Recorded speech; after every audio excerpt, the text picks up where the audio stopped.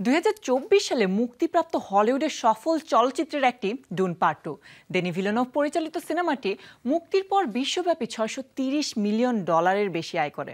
এর প্রথম কিস্তির আয়ও ছিল ঈর্ষণীয়। তবে ক্যারিয়ারের বৈচিত্র্য রাখার শর্তে ফ্র্যাঞ্চাইজিকে তৃতীয় কিস্তিতেই ছেড়ে দেবেন নির্মাতা ডেনি। গত বছরই ঘোষণা আসে ডুন মেসিয়ার। এবার জানা গেল হলিউডের সবচেয়ে তারকাবহুল এই কিস্তিতে যোগ হতে যাচ্ছে আরও বড় একটি নাম। নির্মাতা ডেনি ভিলেনভ একটি অসম্ভবকে সম্ভব করেছেন। ফ্রাঙ্ক হারবার্টের যে বই থেকে সিনেমা নির্মাণ অসম্ভব মনে হতো, তিনি সেটিকেই সিনেমায় রূপান্তর করেছেন। ডুন বইয়ের নামেই সিনেমার নাম। প্রথম পর্ব আসতেই বক্স অফিসের হিসাব নিকাশ বদলে গিয়েছিল। সিনেমার ভিজুয়ালও নতুন করে চিনিয়েছিলেন ভিলেনভ। এরপর দ্বিতীয় পর্ব দর্শক সাড়া ও সমালোচক প্রশংসা দুটিই পেয়েছে। এবার তিনি কাজ করছেন তৃতীয় পর্ব ডুন মেসিয়া নিয়ে। ডুনের তৃতীয় পর্বের শুটিং শুরু হবে এবছরের গ্রীষ্মে। ভিলেনভ এখন কাজ করছেন চিত্রনাট্য নিয়ে। কিছুদিনের মধ্যে চিত্রনাট্যের কাজ শেষ হয়ে যাবে।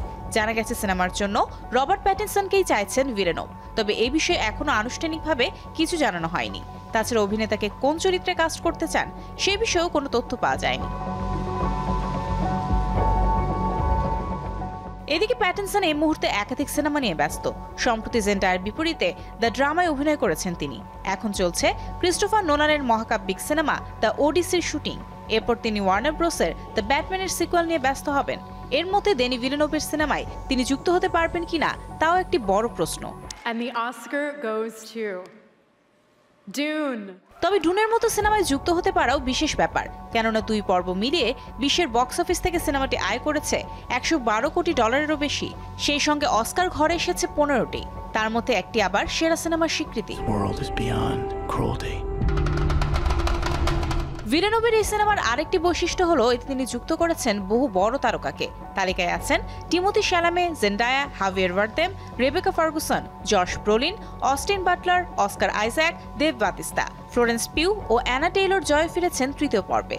এর আগে জেসন মমোয়া জানিয়েছিলেন তিনি ডানকান ইধাও চরিত্রটিতে আবার ফিরবেন।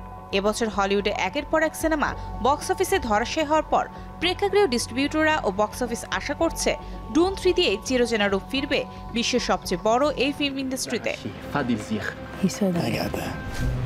Mario Sen, showbiz tonight. I won't be fighting for him.